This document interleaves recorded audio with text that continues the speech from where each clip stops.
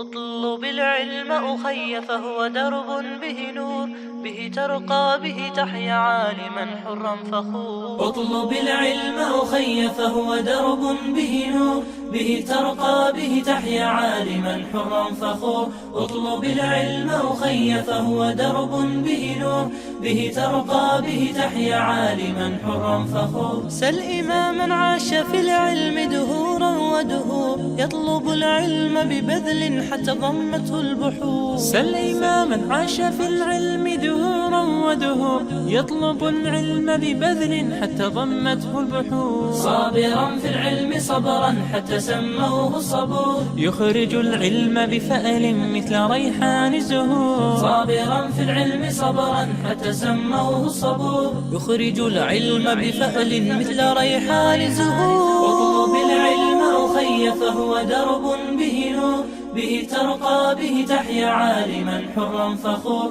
اطلب العلم أخي فهو درب به نور، به ترقى به تحيا عالما حرا فخور. كن إذا سموك اسما لتكن مثل الحضور، كن رفيقا كن عظيما كن كما تلك الصقور. كن إذا سموك اسما لتكن مثل الحضور، كن رفيقا كن عظيما كن كما تلك الصقور. راقيا بالعلم نحو النجم مزدان شكور، رافضا كل التدني رافضا نفس الغرور. اطلب العلم أخي فهو درب به نور، به ترقى به تحيا عالما حرا فخور. اطلب العلم أخي فهو درب به نور، به ترقى به تحيا عالما حرا فخور. ابن مسعود فقيه علم أحيا القفور، فإذا أعطاك رأيا كان سهما في النحور. ابن مسعود فقيه علم أحيا القفور، فإذا أعطاك رأيا كان سهما في النحور. وعلي ثم بالدين معاذ لا يبور، اقرأوا التاريخ تروي عنه أفواه سطور. اطلب العلم أخي فهو درب به نور، به ترقى به تحيا عالما حرا فخور. اطلب العلم أخي فهو درب به نور، به ترقى به تحيا عالما حرا فخور. إن سألت عن إمام أو فقيه في الأمور، ابن عباس ترنم وسيبقى في الصدور. إن سألت عن إمام أو فقيه في الأمور، ابن عباس ترنم وسيبقى في الصدور. فهو كالشمعة تذهب حتى تأتينا بنور، ساهر بالليل علم وبأوقات سحور. اطلب العلم أخي فهو درب به نور، به ترقى به تحيا عالما حرا فخور. اطلب العلم أخي فهو درب به نور، به ترقى به تحيا عالما حرا فخور. إذ بكى النبي يوما سمعا صوتا جهور، يا أبي كم روت عنك الليالي والعصور. إذ بكى النبي يوما سمعا صوتا جهور، يا أبي كم روت عنك الليالي والعصور. أنتم اليوم كنبت قد علا فوق الجذور، يا أساس الدين يا صرحنا يا صلب الصخور. اطلب العلم أخي فهو درب به نور، به ترقى به تحيا عالما حرا فخور. الحمد لله رب العالمين، صلاة والسلام على سيدنا محمد وعلى آله وصحبه أجمعين. Dear brothers and sisters, Assalamu alaikum wa rahmatullahi ta'ala wa barakatuh, and welcome to Islamic Oasis Live. As always, we are trying our best to bring interesting topics that really matter to the Muslim community here and also the Muslim Ummah in general. The brothers and sisters, today the topic is the Muslim world between China and the US. I'm sure you are realizing and you're seeing that China is making a lot of moves within the Muslim world. What has happened with Saudi Arabia, for instance, what's happening with Afghanistan, in Muslim and in Africa in general, China is making a lot of moves. And of course, US is also doing has its own strategy. And both ways, actions from both countries or both nations is, of course, is going to affect the Muslim world. Either we will be victims again, utilized, used, and thrown out, just what has been happening with us for the last 100 years. So to talk about this, what is reality of this new situation that we are seeing politically in the world? What are the realities? And inshallah, to discuss, we have our own someone that many of you know and has been on this show over and over, our brother Adnan Khan. Adnan Khan is a political analyst, author, activist, tax specialist, and founder of Geopolity, the website that does a lot of work and does a lot of thinking and strategic writing on the Muslim world and beyond. And he has written extensively on international issues for over 2 decades on areas such as economics, political Islam, energy, defense, and the Middle East. He has authored several books and is the author of Global Trends for the 21st Century and 100 Years of the Middle East. Brother Adnan Khan, welcome to Islamic Oasis Live. How are you doing? Inshallah khair. I'm good. It's good to be here again. How are you? Wallah, alhamdulillah, rabbil alameen. Sheikh, what, the discussion, of course, with China and the US, Pakistan, Afghanistan, the Middle East in general, there is a lot going on. China is making a lot of moves in the Muslim world. Again, the recent deal with Afghanistan on China or on oil, I think things, refineries and things like this. And of course, the visit of the Chinese premier to Saudi Arabia. What is there?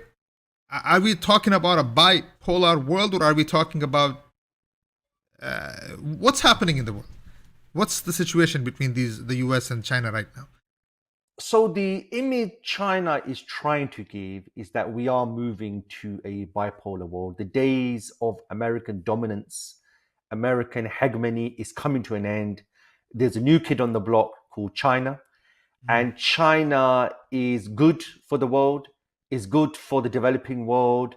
It's better than a lot of the problems America's created, be they economic, war, these sort of areas. So you're finding China is making economic deals with everybody. Doesn't matter if you're a dictator, you're authoritarian, you have a closed system, you have an open system.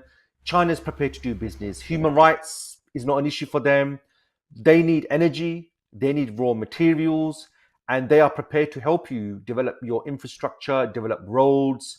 There's no ideological issues here. China's prepared to work with everybody, and probably the key project is their Belt and Road Initiative, this economic corridors that go from one side of the world to the other side of the world, connecting the world via railways, via the sea, via ports.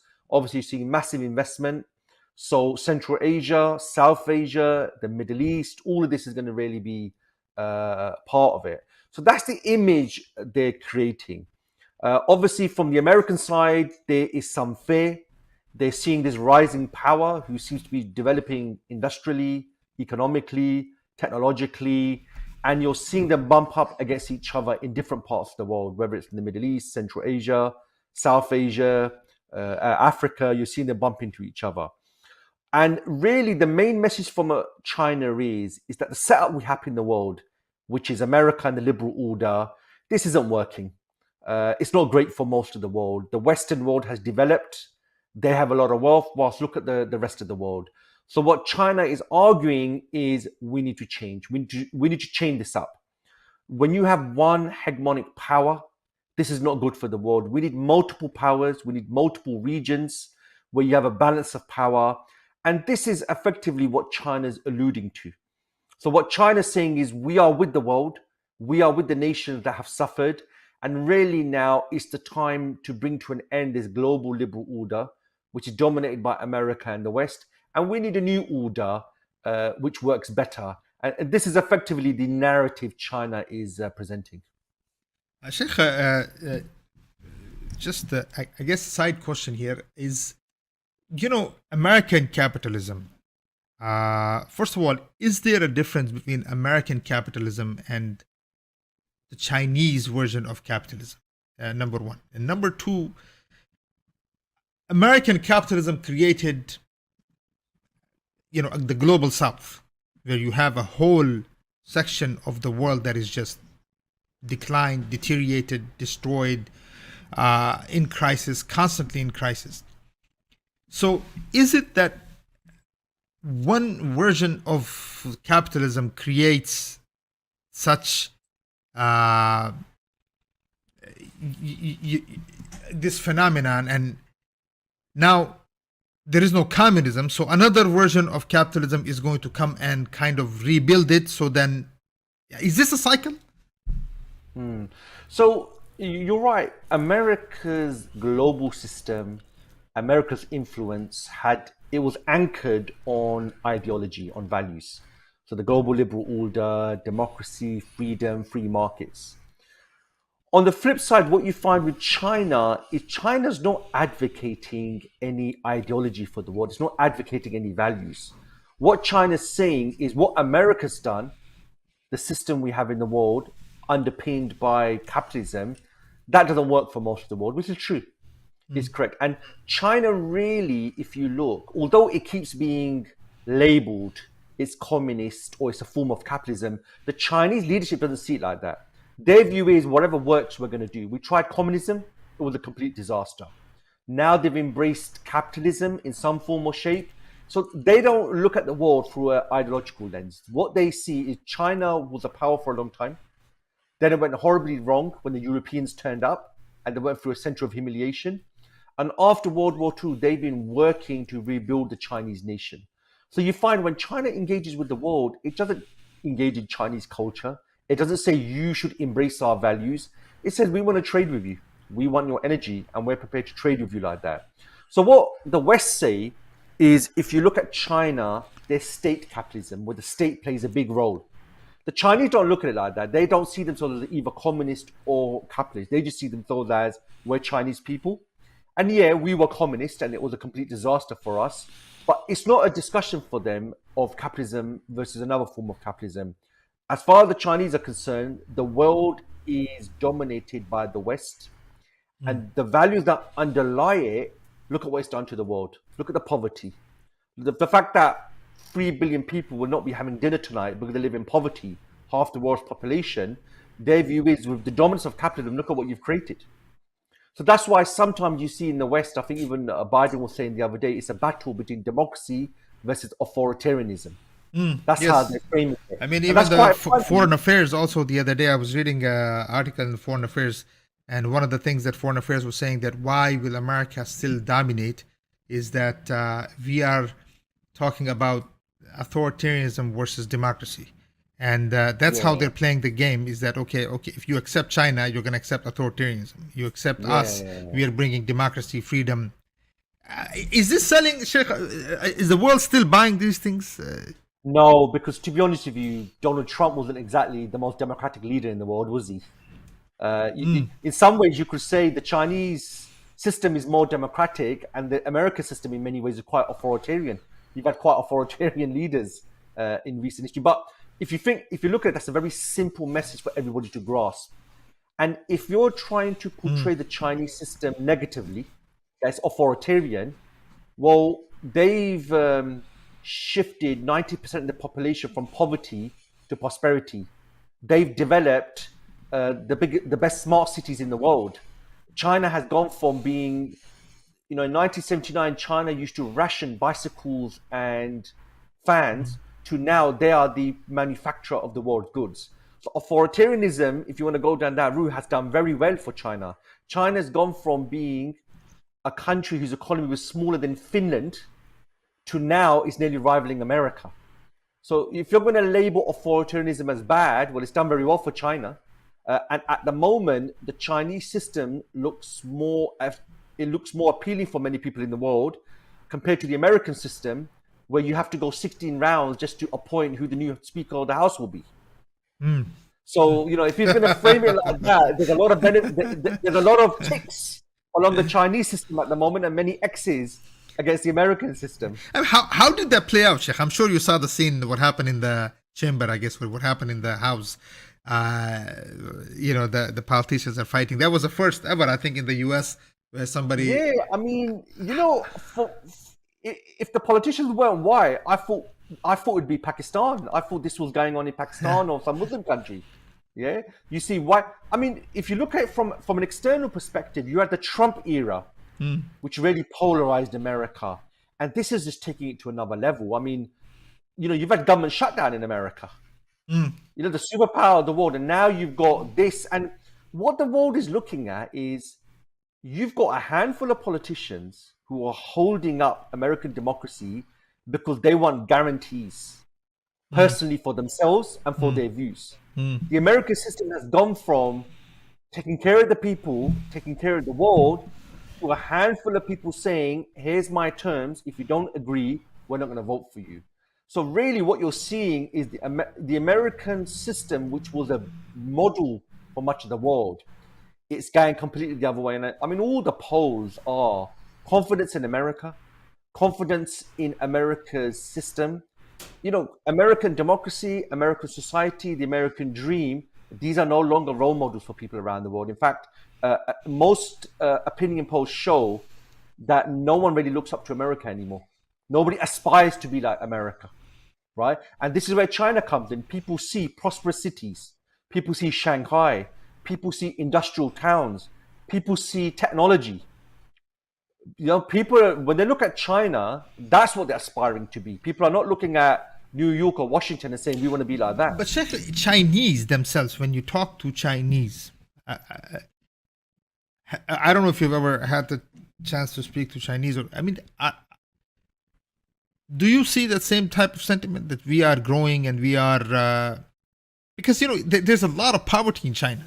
There's no question about that. So the Communist Party, like Russia as well, they've done a very good job of marketing themselves globally. So the way they market themselves is we're a stable, strong state that has taken China from immense poverty to prosperity. So what you see is Beijing, Shanghai, Shenzhen, Guangdong, these modern cities. What they don't show you is 200-300 miles into the interior, most Chinese cities are still living in rural towns. I mean, remember, this is a country of 1.4 billion. Oh, yeah. Speak to people from Hong Kong. So I'm in the UK. We have many people from Hong Kong here, but Britain occupied it. Hong Kong people don't see themselves as Han Chinese people. They say we're Hong Kongers. They say we are liberal. We are modern. We're not like those communists in Beijing. Look at people in Taiwan. Taiwan really is a rebel province of China. They don't want to be part of China. And then look at the Muslims in Xinjiang. Look at how they're treated. So China has significant domestic issues. But the image China creates, and keep in mind, the Communist Party controls information. We get a the view we have of China, what we see, is what the Communist Party wants you to see. So the fact that for the last couple of weeks, there's been mass demonstration against Chinese COVID policy shows you internally there are a lot of issues in this country. But generally, the dealings people have with China is economic, is the Belt and Road Initiative, is you see China's military, you see China's technology. So that's why people have a very positive view of China. So, but that's,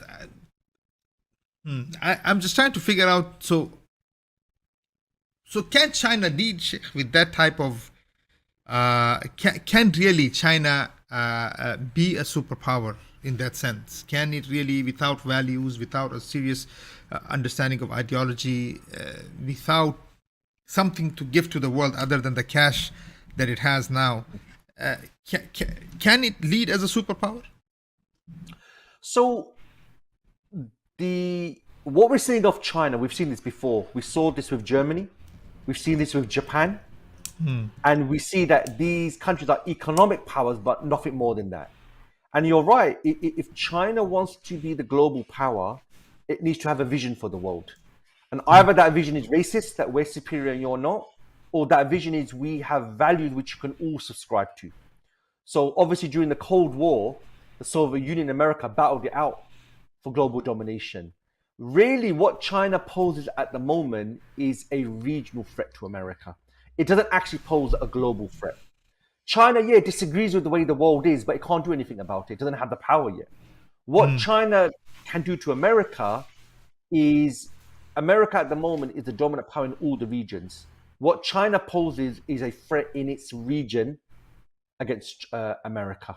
Obviously, what America's done is it keeps talking about how China potentially could be a power. And yeah, I think China has the potential, but quite a few things have to change. Even remember, historically, China is a 4,000-year-old civilization. So they're going down that route that we are Chinese people, we've got our culture, 4,000 years we've been around. China has never expanded beyond its borders. China trades with the world, China explores, but China has never had foreign bases. China has never had foreign colonies. China has never said we got to rearrange the world because it's not right. China has believed historically we are the center of the world and there's barbarians everywhere. This is very different to America. Our values are universal. You need to become like us. You need to become democratic. You need to become free people. You need to embrace our individual liberal values. You don't see that from China. So what China is doing at the moment is in our region, we need to get stronger. And keep in mind, China's come from 100 years of humiliation. China was colonized by France, by Britain, by America, by Germany. China was conquered by Japan not so long ago. So they are now getting back to where they believe everything was going well. And the Europeans came and it all went wrong. And now they're on this long journey to fix what the Europeans did. And, they're getting back to where they were. But that just means China's strong internally. Externally, China really, beyond economics, beyond technology, beyond infrastructure, we haven't really seen anything. And the Chinese actually believe their values are not universal. They believe their values are unique to them, the Chinese people. So, Sheikh, this idea that I was reading your article, you're talking about China building bases in Djibouti, I think. And that's the only place in Africa that actually has a base. And so, is it starting to look that way, or is it saying that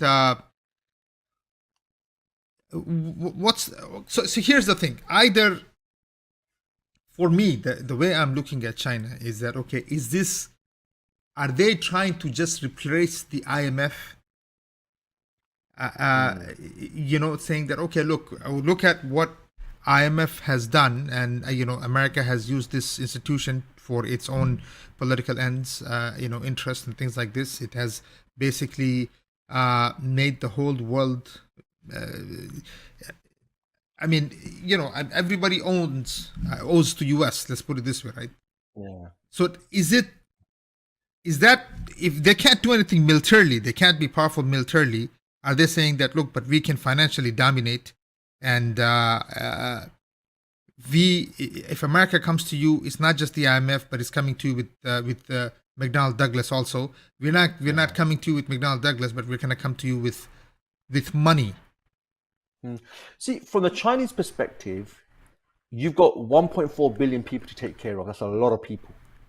And to take care of them, you need energy, you need raw materials. And that forces China to engage with the world. So that's the starting point of China's engagement with the world. That's why Africa, Middle East, Latin America, it needs to get raw materials. Then its economic model is based on getting all these resources, converting them into goods, and then exporting them to the world. And that's the model China's developed on. So all of that requires it to engage with the world. What China realized is it keeps facing a problem, that this system, it could get cut off at any time. This system where it engages in importing and exporting, America dominates the SWIFT system. America dominates the global trade system, World Trade Organization. America, in fact, has influence over most countries in the world through the IMF and the World Bank. So what China realized is if America pulls the plug, China's going to have a massive problem. So what China has found is it needs to try to develop alternative institutions in order for it to survive. So this is why then it engages with African countries in Central Asia, in order to try and have alternative institutions they can work towards. And keep in mind, after World War II, China wasn't part of the discussions to set up the international order. China was this poor country. It was conquered by Japan. It had just become independent. And then the nationalists and the communists were fighting it out until the 1950s. China's view is, although we're engaging in the international system, we don't agree when we are questioned by the values of the system. China's always questioned, are you abiding by human rights? And their view is, well, we weren't there at the table when you made this liberal order, so why are you accounting us from it? So now they've realized the system can be used against them. So they've got some ideas to establish an alternative currency, an alternative development bank. You've got the BRICS countries where they're saying that we're the future nations of the world. We're going to be the future large economies. So we're trying to establish an alternative order. The problem is all the countries China wants to work with all have quite unique relationships with America. So Russia, for example, I mean, look at what's happened in Ukraine. China hasn't been completely on America on Russia's side. You can't, because what can't afford to. What China sees is if America is doing to Russia, if that happens to China, she's finished. So in fact, Putin has admitted that I know the Chinese are not happy of our Ukrainian invasion. I think what's more interesting is it looks as though the Russians didn't even tell the Chinese they were going to invade. So that shows you the nature of their relationship. And the other question China has to ask is, if they go to war with Taiwan, can they rely on Russia? They know they can't rely on Russia. And Russia knows you can't rely on China when it comes to Ukraine. So that shows you how many allies does China really have for this alternative system? It doesn't really have any allies. Countries want Chinese money. The Pakistani leadership want Chinese money. But if China now says, we want you to leave America and be with us on political issues, they know they've got no support on that side. So this is something China's going to have to build. And it doesn't help the fact that it doesn't have any values it can invite people to. So the communists, for example, the Soviet Union, it was saying we can have a better world. We can have a better society. We will support you in joining the communist bloc against the capitalist bloc. And many countries were attracted to it. China doesn't have that. China doesn't have that at all. What China is saying is let's do economic deals. And what do you do if America offers better economic deals to other countries? So China, at the end of the day, is just doing business. It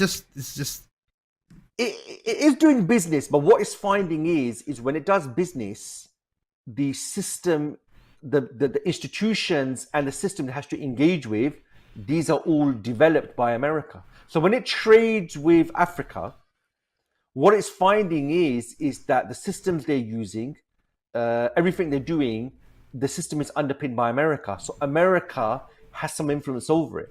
So at the moment, because China has focused largely on developing China, it's been fine with that. But now that China has developed, what it's realizing is it needs to come up with a new system for the world. And the Belt and Road Initiative is probably the closest it's come up with. But the Belt and Road Initiative, again, is a very economic, industrial infrastructure program. Where's the politics? Where's the values? Nothing. So if you were to look at the main... Why do you think US allowed to... Why did US even allow China to develop this much? I mean, while they were, they were. I guess I'm asking, how much the, US went after the Muslims, for instance, for the last 20, 30, 40 years. This war, Gulf War II, Bosnia, Afghanistan. Why we didn't see if US knew that okay, China is the real problem in the next 30, 40 years.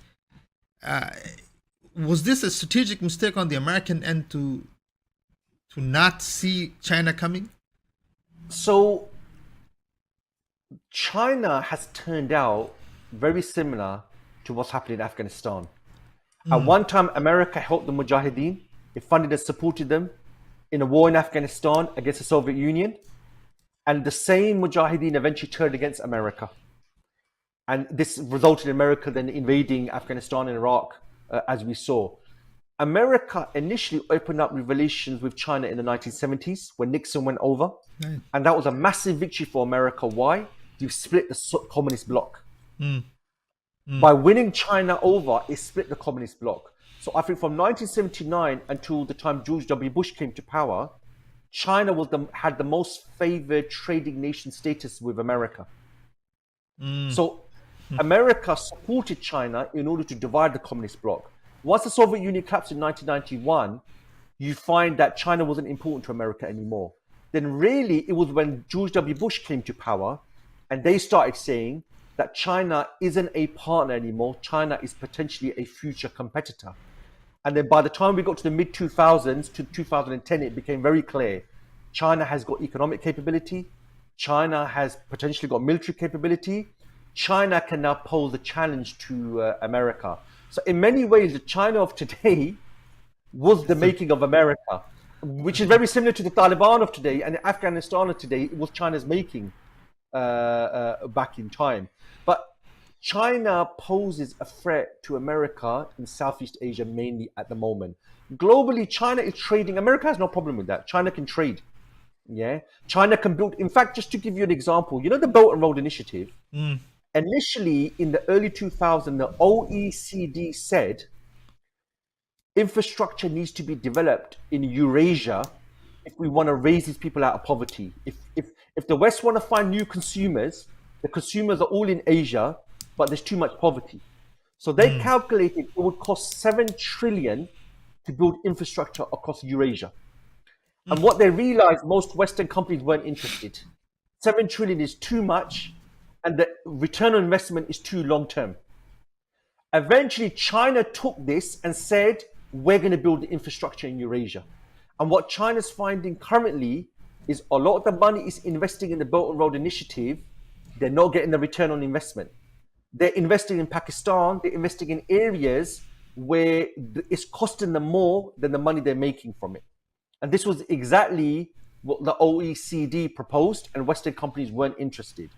I think for America, they would rather China is busy in Asia rather than China building itself and becoming strong in Southeast Asia.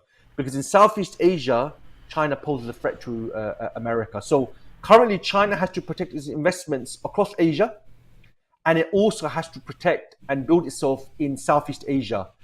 That is really probably beyond the resources of China. I mean, if there was a war now, China's got a massive problem. Your whole economic development would be at stake. And that's why I think if ever China does invade Taiwan, it's got to do it when it's immensely confident, and it's got to do it with overwhelming force where it only has victory. What it can't do is what Russia's done now. Russia's gone into next month, Sheikh, is the 1-year anniversary of Russia's invasion of Ukraine. It's been a whole year. Russia prepared for a 10-week war, and by the summer last year, they've conquered the country.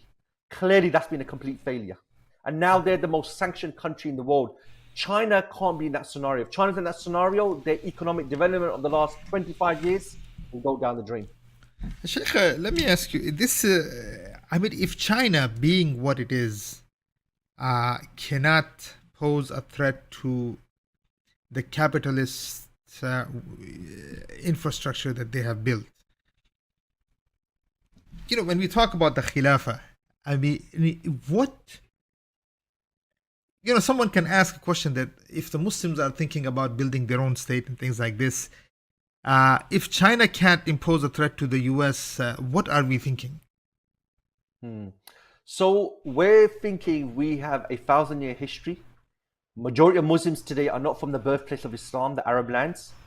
So Islam is an ideological system. We are not looking to build infrastructure. We are not looking to become rich. We are looking to take a set of values to the world that we believe are the truth, and they are mercy for mankind. No amount of money can fight that. So at the moment, to be honest with you, America's lucky it doesn't face an ideological challenge. Yeah, it faces an economic challenge. That's it. It doesn't face an ideological challenge. That's why the Soviet Union was more of a threat. The Soviet Union had an alternative ideology for the world. The Soviet Union won many Europeans to its ideology. The Chinese are not winning anyone to its ideology. Yeah, it's not proposing very any interesting. ideology. Yes, no, so at the moment, what you have in the Muslim world is we have resources. Unfortunately, we lack the leaders. We lack the leaders who can utilize these resources to pose a challenge to America. What we have is leaders who rather organize a World Cup in their country, or we have leaders who rather purchase WWF and own it. That's a scenario we actually have. Yeah, China has the wealth, it has the capability, but it lacks the vision or the ideology or the values for the world. So I think China will become a power. China will be another Germany. It will be another Japan. If it wants to go more than that, it needs to have values for the world.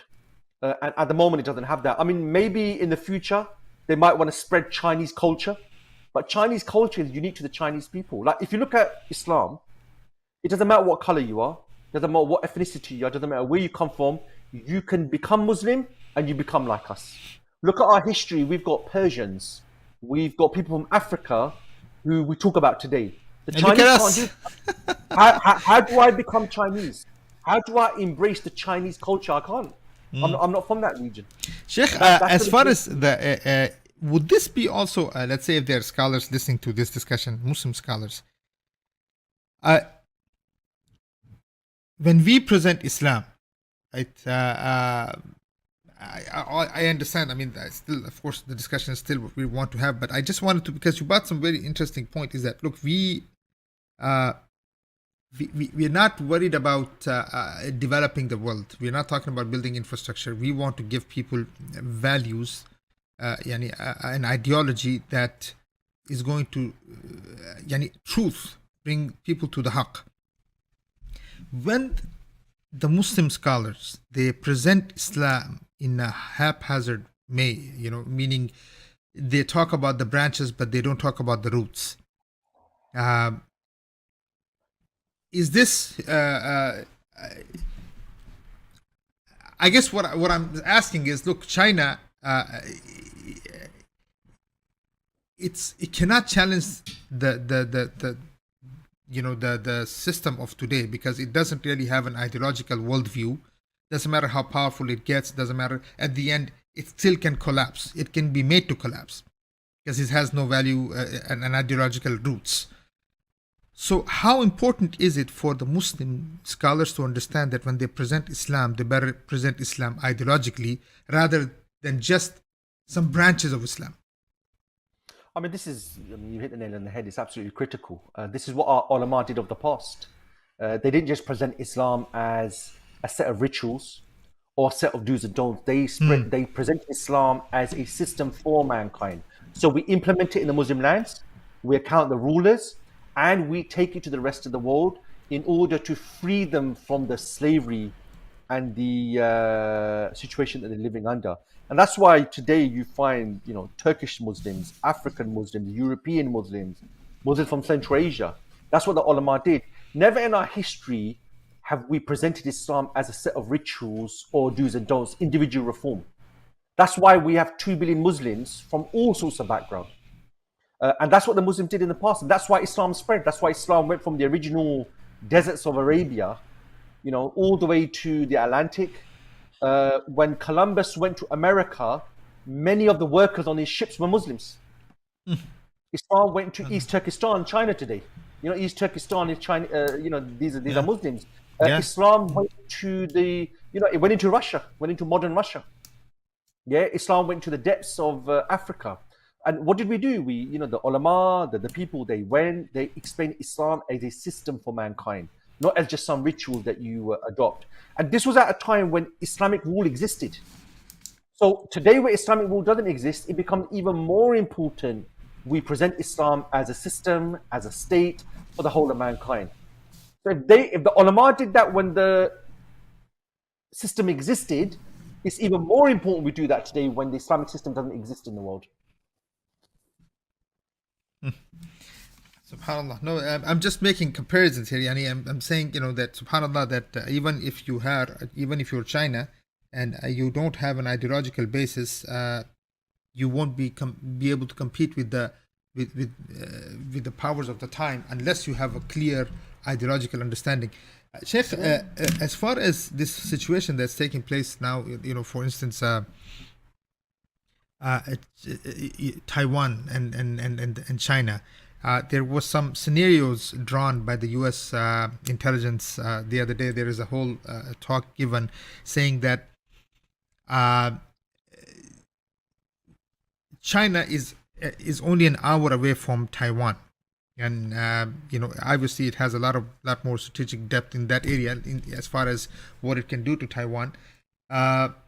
So the Americans are thinking that either you do nothing or you arm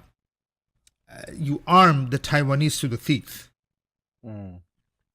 Ukraine scenario, doesn't matter how small it is, you bring China into the net somehow. And then you do what you did to Ukraine or to Russia. Is this what you are seeing? Is this a plan you think And can even US afford to have a war like this in this region? So America's strategy really for a while has been to contain China by arming the nations around China. So you've got Japan, Yeah. you've got South Korea, you've got Australia, going all the way around to India. So in any war with China, really what you're going to have, these are going to be the forward bases, and America will be supplying them, right? Now, that's why if China ever invades Taiwan, it needs to invade Taiwan at a time where it's almost guaranteed victory. Because if China gets bogged down, it's going to have the scenario that you're going to have what Russia's going through at the moment. From an American perspective, a lot of advantages are with China. Taiwan is less than an hour away, right? China's fighting from home. China's not fighting from forward bases. America will be fighting from. America's got to get across the Pacific, right? So that's why America is trying to arm the countries around it. Now, the countries around China individually are not as strong as China. Collectively, it's a different story. So that's why America's trying to create this arc of nations around it. And the other thing to keep in mind is, look, China's view is Taiwan is a rebel province. It's a slur on the name of the Communist Party that this province is not part of China. So their aim isn't to bomb Taiwan back to the Stone Age. In any invasion, the aim is to occupy and join it with China. Now, since World War II, China has tried economically, politically. But obviously, Taiwan is a developed nation. It is the semiconductor capital of the world, which makes it even more important, right? So there's a lot of these things. So China, you can't just bomb Taiwan. China wants to win the people. But because China finds it very difficult dealing with social.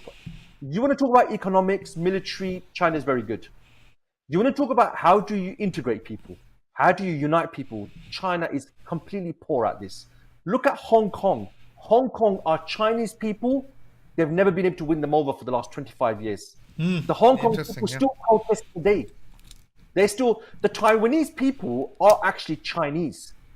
How have you not been able to win them over? Because when it comes to social issues, which require you to have values, China is. There's a person from Hong Kong in my workplace, and her view is, don't you dare call us Chinese. That is a slur on our name. We are Hong Kongers. We are not like that communist people. So you've had 25 years now since it was made independent from Britain. They've not been able to win them over. So this is why you find when it comes to soft power, people look to America. The people in the region look to America. Yes, when it comes to trade and economics, people are looking at China. So this is the problem. The Taiwanese people want to become American. They'd rather be an ally of America. When they look at their future, they look at the American system. China has been unable to win them over on any of these areas. So when you have to resort to war, it means you've lost on every other front. Ukrainians are actually the same ethnicity as the Russians. And they literally are like family. So why do you have to invade them? It basically means you fail to win their hearts and minds. And that's the problem China's got at the moment. So, Sheikh, but look, all of them are capitalist. I know you're saying, I understand that China is not capitalist to the core in the sense that it's pragmatic, whatever works. That's what you're thinking. And okay, let's say Russia is Russia the same way? I mean, whatever works right now, or is it that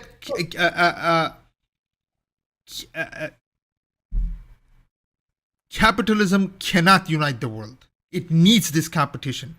So see what you've got is, and I think Europe's a good example. France, Germany, Britain are all capitalist, but they've gone to wars with each other. Because remember, the European countries especially, they've got a long history of civilization and their own culture and ethnicity. So the French and the British, although they have the same ideology, they do not view themselves as the same. The French are different people to the British. So that's why sometimes they work with each other, sometimes they compete. So although they're all capitalist, China has its own civilization, has its own ethnicity, which is different to Americans. So that's why you get these differences amongst them. Yes, capitalism is the dominant system, and the Russians and the Chinese and the Americans would like to be the number one in the world that dominates that system. But the Americans believe in the values of the system. They believe countries should be democratic. They believe there should be human rights. The Russians, yeah, they would like to dominate the system to be the number one nation. But they believe they're Russians and they're white Slavic people and they've got their own history. So why did that difference? Why did that difference happen, Sheikh, between the capitalists? Is it just because they had different cultures, they had their own civilizations? But America, or is it that America is just too new to have a civilization? So it's trying to build it this way. So in the grand scheme of things, America is a very young nation. Right. Right. So they're trying to build that cultural or civilization so that... Well, now, yes. I mean, if you look at American culture, because culture includes your history. So what does it mean to be American today? It means you believe in the American Constitution. Means you believe in American values, individualism, these sort of things.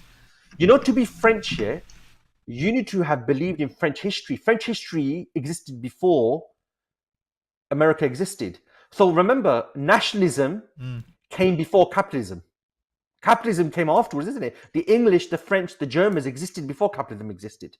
So these people embrace capitalism, but you can't get rid of your nationalism. Your nationalism has a much longer history. So the English people, they existed thousands of years before capitalism came about. Capitalism is what? Is a 1,700-year invention. So yeah, they embrace the system, but you got to remember, nationalism is when you associate with people based on your color, your language. It's very emotional. That really glues people, and it comes out way more than capitalism, your values. So that's why you'll find, for example, in the UK, we've got Scottish people, we've got English people, we've got Welsh people. They live under one system, but the Welsh and the Scottish view themselves as different. They don't view themselves as the same, even though they embrace the same ideology and they live in the same geography. America, because remember, it was oppressed people from Britain who established a colony in North America, in modern-day Virginia, and then eventually these guys became rebels and established the 13 colonies that became the United States of America. That's the origin of America. The origin of Britain was not like that. The origin of Britain goes way back in history. So that's why America is a nation of immigrants. Immigrants who came from Europe and they established the United States of America. Right? So to become American is very different. So that's why in Europe, yeah, you can't become like the Europeans because you're not like them. You're not had their history. Whilst with America, any immigrant can become American. It's a very constitutional thing. And that's why you find the French, the British, the Germans, the Russians still have a lot of tension amongst them. Although they can come together on some issues, the underlying issue that we're different and the competition keeps coming back again and again. Very interesting. SubhanAllah. So we have, let's say, about 10 minutes, Sheikh. There is the issue of look, India is going to, it seems like 2030, India is going to be the next most populous country, actually the populous country in the world. It's going to take over China, it seems. Is China facing a demographic crisis, do you think? Or is that... Yeah, China has massive demographic issues. In fact, China's one-child policy is now coming to haunt them. What happened is in the 1970s, China's population was going through the roof and China was a very poor country. So what Mao did is he tried to modernize the country, Mao Zedong, and he thought if we modernize the country, we've got so many babies being born, they're going to end up eating the whole country alive. So he came up with the policy we need to restrict how many children people have, right? And what that policy managed to do is it only reduced the growth of China's population. It didn't stop it. So I think China's population was growing about 10-20% a year. It reduced it down to 5 to 8%, but still China's population grew. Now the problem they've got here is, remember, Chinese economic model is fundamentally built upon we have got an unlimited supply of workers. You want to manufacture, send your manufacturing factories to China. We have got unlimited supply of labor, the cheapest labor in the world. If you want to manufacture, you will not find a cheaper location than China. That was the economic model. But they've got a problem now. 2021, China's population grew at the lowest rate it has in its history. And the estimate is in the next 2 years, China's population will start to decline. So what does that mean? That means two things. Firstly, your unlimited supply of workers, that's coming to an end. Now you're going to start having a limited supply. But they've got bigger problems. I think at the moment, about 20% of Chinese are over 65 pension age. In the next 20 years, that's going to increase to 30, 40%. So if more and more Chinese are becoming pensioners, they leave the workforce, they're not going to be replaced. So at the moment, China needs all these workers to become consumers. But what they're finding is China's workers, they're going to start to shrink. So China is going to have a massive demographic problem going forward. And in fact, this is probably more important for China than becoming a global power. And all of these policies go back to the one child. So the one child policy is literally turned their demographics upside down. There's going to be more older Chinese than younger Chinese. Right. That's what it seems like. And these older Chinese have to be funded. You need a pension system. And usually the way you do that, if you have loads of younger people who pay taxes to help the older people. But if more and more people are older, you're going to have a big... So we've got... In Europe, we already have this pension time bomb problem, where we've got fewer younger people trying to fund more older people. And what China needed at the moment is we've got a massive consumer base. That's what they needed, these labor workers to become rich where they consume. So China doesn't need to export to the rest of the world. It can consume internally. That's what they need right now. But what they're getting is the complete opposite. So either China establishes colonies abroad, or either, and if you're dependent upon exports, we're the biggest export market. The biggest export market is the West. Do you really want to be dependent upon the West? Do you really want to link your economy to the West? So that's why they'll have to develop Africa and then make them the consumers of Chinese products. That's what they're going to have to do. So if they want to do that, you can't just do economics. You're going to have to start doing politics. And when you do politics in Africa, now you're bumping up really against France, Britain, and America. At the moment, China's done no politics. If you look at the key issues in the world, Ukraine issue, what's China's view? Yeah, you know? They don't want to get involved. Let's look at the Middle East. The two-state solution, Palestine and Syria. What's China's position? Don't know. Look at all the key issues in the world. What is China's position and what is it doing about it? Nothing. China is a permanent member on the United Nations Security Council. I think people forget that. But can't do anything. It just goes to meetings and it sits there. Who is proposing global solutions? America, Britain, France to a degree, and Russia to a degree. China's not even there at the table. If you look at Africa, the security issues in Africa, terrorism, this is all to do with Britain, France, and America. Look at Syria. America is saying what should happen to the future of Syria. Britain, France, Russia, Turkey are having a say. The people of Syria don't have a say. China's nowhere to be seen. This is China's fund. If you want to replace the global system, if you want to replace the dominant powers, you need to have a view on how the world should look. How the world should look comes from your values. So America's saying, we should have more democracy. America's saying we should have human rights. America then makes sure it economically benefits from this as well. China at the moment, all its policies are driven by, we've got 1.4 billion people to take care of. We've got to make sure our economy keeps humming. And for our economy to hum, we need the world's energy resources, we need the world's raw materials, and we need export markets. And on that basis, China engages with all the world's countries. That's why the last thing China talks about is when China goes to Saudi Arabia, it doesn't say, you've never had elections. Americans still say, there's still an element in America, why have we got good relations with Saudi Arabia? They're authoritarian. But obviously the economic benefits gets the priority. But still, at least there's a faction in America. You still got people in America, look at what Saudi did to Jamal Khashoggi. Why is our president to do something about it? China doesn't even have a conversation like that. So how are you going to replace the war? Can you see what China wants is, let's trade with you. Let's have economic deals. and then it stops there. It doesn't go beyond that. Now, that can change. You may have Chinese politicians that will come through eventually that believe China is a power that should be respected.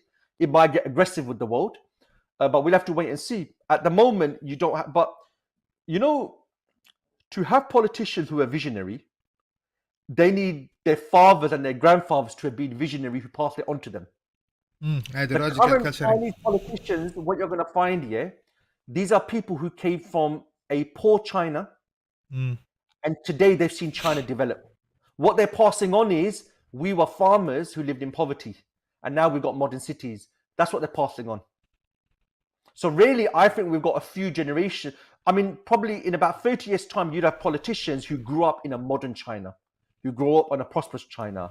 So they might become a bit more ambitious in the world. And that's if China is still around then, yeah? That's if, at that point, China's demographic problems would have caught up, and other issues would have caught up with it as well. China is looking more and more like Japan was. I remember in the 70s and 80s, Japan was going to replace America. Japan was this modern. That was the idea. I remember. Sheikh, I mean, with all of this going on, it's it'll be the last question, I promise.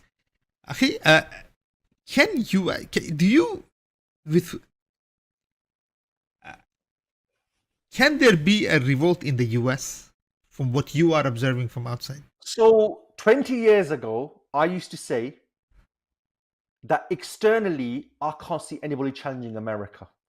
The only problem I could see with America is something happens internally. And at the beginning of 2000, America was united, globalization, they had defeated communism. I said the only thing that can go wrong for America is internally problems get created. And that was like such a far-fetched idea.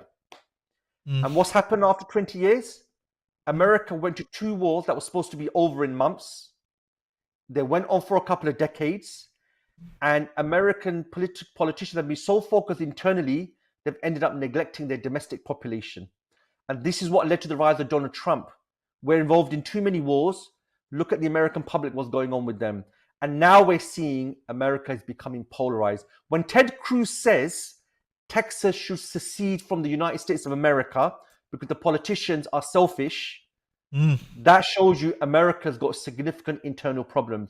And it reminds me of what Abraham Lincoln said, that because of the 2 oceans, nobody can challenge America externally. He goes, if ever we defeated, it's because we've defeated ourselves. And he meant this in the context of the civil war that was going on in America.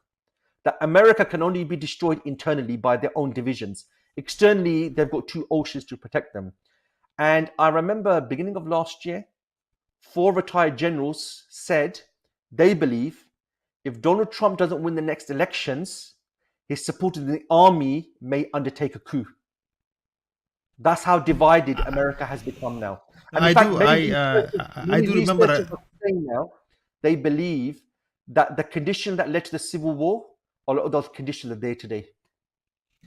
Yeah, I believe that. I believe that there was. I remember a letter being written by the generals, even saying that there was. I guess that's what you're referring to. That that they need to be careful that this is getting out of hand. There's a lot of issues. I mean, you've just had the Capitol Hill inquiry conclusion. Yeah. And some of their findings are shocking. They're saying serving army personnel were part of the riot. Yeah. What that means is people in the army refused to accept Joe Biden won the election, and it was stolen. So if and then this whole thing that happened with Saudi Arabia with the oil issue, where I guess, I mean, are you Sheikh, hold on, are you saying that an American colony like Saudi Arabia can actually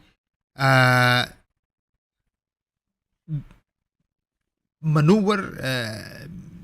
So it's not necessarily maneuver. Everyone is saying that what MBS did, where he refused to increase oil production, he decreased it. I saw this in so many newspapers and websites that indirectly this helps the Republicans because it hurts the Democrats. It helps the Republicans. Yeah.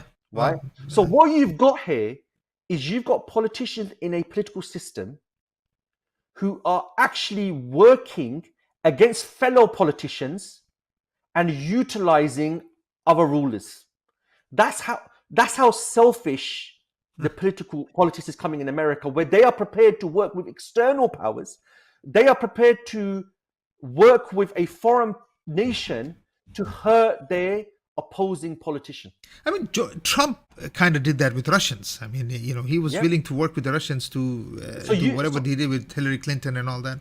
You know what Richard Nixon did with Watergate? That was such a watershed event that this person abused the presidential position just to stay in power. So that a lot of things were put in place to make sure that never happens again. We are now in a position, this is not one or two men. You've got many politicians, they are prepared to do whatever it's required to stay in power. So if that means stopping the Speaker of the House being elected, they're prepared to do it. If that means the government shutting down, they're prepared to do it. And look, this is exactly what happened to the Roman Empire, where politicians were doing what benefits them. And remember, look, the Iraq War, how many people made the decision to go to war with Iraq? You can count on your hands. About 10 or 11 neocons, because it benefited them, we're going to concoct a reason go to war with Iraq. These are the things that led to the decline of the Roman Empire. In fact, there's research now. How on earth did such a few number of people take a whole country to war? But that's so this is why Donald Trump says the country is run by a small secret cable of people. So-called deep state, I guess. Half of America believes that. Yes. So Donald Trump said, vote for me, I'm going to change that. So he told people what they want. He didn't plan to change it. He just wanted to be in power. And you see, for example, when he wanted to use the army against Black Lives Matter, the army turned around and said, we refuse to do that. Yeah, I remember even in Illinois here, Chicago, I mean, they were thinking of there could be Illinois guards being sent to inner city. So Trump had this problem where some of the governors were saying, we're going to use the National Guard. Yeah.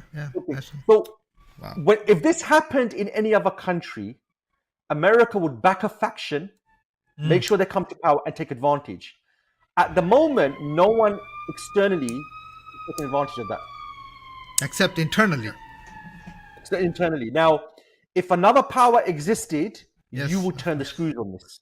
I mean, probably the final thing on this is, if America's problems internally grow, if something happens in the Muslim world, that may no longer be a priority. They've got bigger issues at home.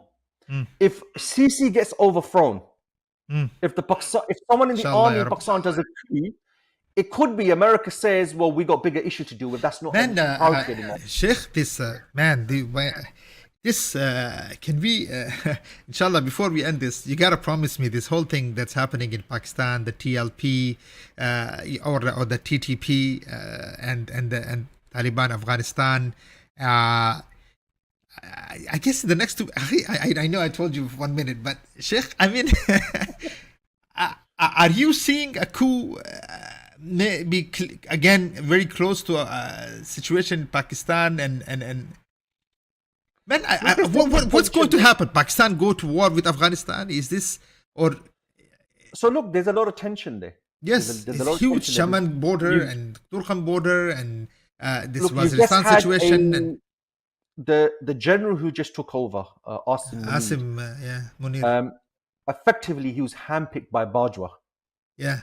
And remember, there was some tension between the pro-Imran Khan army officers and Bajwa. Right? So Bajwa seems to have won, but remember, you've got a new general here who's an unknown quantity. And now you've actually got tensions with the Taliban. And remember, there's elements of the Taliban who Pakistan have worked with, like Mullah Umar Yaqub, Mullah Umar's son. It seems the ISI don't get on with him. They're not happy with him. It seems he's realized, look, the Taliban knew that Pakistan's got its own interests, but obviously they had to work with them. But not everyone, the ISI doesn't control the whole movement. The ISI has it's very clear. It's beyond clear now. I had my own doubts in the beginning. The Taliban's view has always been, that border between Pakistan and Afghanistan, basically that border should be, Balochistan and KPK, that should be part of Afghanistan. Yeah. That should be part of Afghanistan, and there's now it seems like there's a faction inside that is saying that look, if we can change Afghanistan, why can't we change Pakistan? And why is there only Islam for only Afghanistan, and why not Pakistan? There is a lot happening. And also major economic issues at the moment. I mean, the inflation. It can't do anything. Subhanallah, Sheikh. It could be if Afghanistan, the way it's going, actually Afghanistan could develop faster than Pakistan. At the current rate, that's actually it's probably more likely actually at the current rate. So there's a lot of instability there going on at the moment. So if you look, you got America that's got internal issues. You got China that's got internal issues. You got Russia bogged down in Ukraine. You've got boiling reality going on in the Muslim world. You got the Arab Spring 10 years ago that hasn't resolved the underlying problems. So really, the only region in the world where people want to overthrow the system and bring something different is the Muslim world. Yeah. And the system that's been in the Muslim world is a foreign system which America has maintained. And America's now got bigger problems at home. So if you have a second Arab Spring now, I don't think there's much America can do. America's got bigger problems at home. Russia's too busy internally.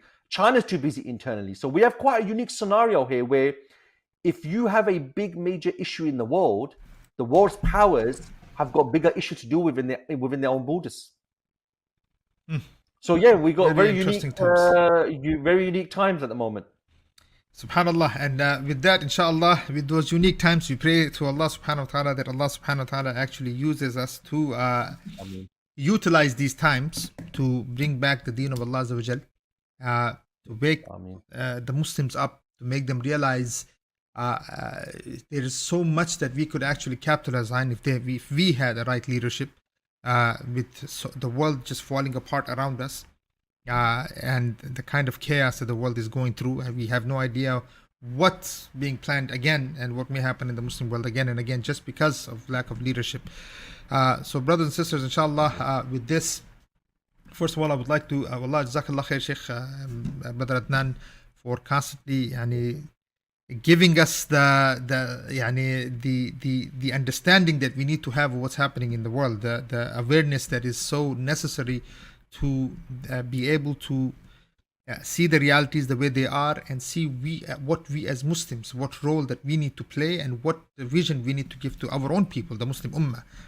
And so with that, brothers and sisters, inshallah, we'll end this program. Inshallah, make dua that Allah subhanahu wa ta'ala actually creates a situation in the world where a new leadership can emerge, not just for the sake of economic development and politics, and to use people for their own ends, rather to give people values and an ideology that will make them bring back humanity to human beings again. That we, subhanallah, that so much is lacking. Jazakumullahu khairan, brothers and sisters. We'll see you next time. Assalamu alaikum wa rahmatullahi ta'ala wa barakatuh.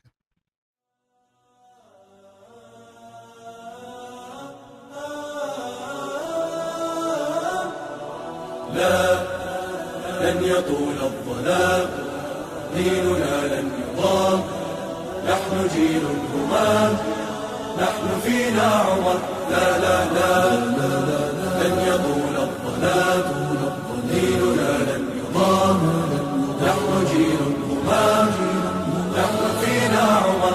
صبح بدا نور ظهر، نجم وشمس وقمر، ألقى على الدنيا الدرر. هذا عمر، هذا عمر، كل البرايا تنتظر أيامه البيض الغرر كي تستفيد من العبر. هذا عمر، هذا عمر. لا لن تدوم الجراح، بل سيأتي الصباح، نحن أهل الكفاح، نحن فينا عمر. لا لن تدوم الجراح، بل سيأتي الصباح.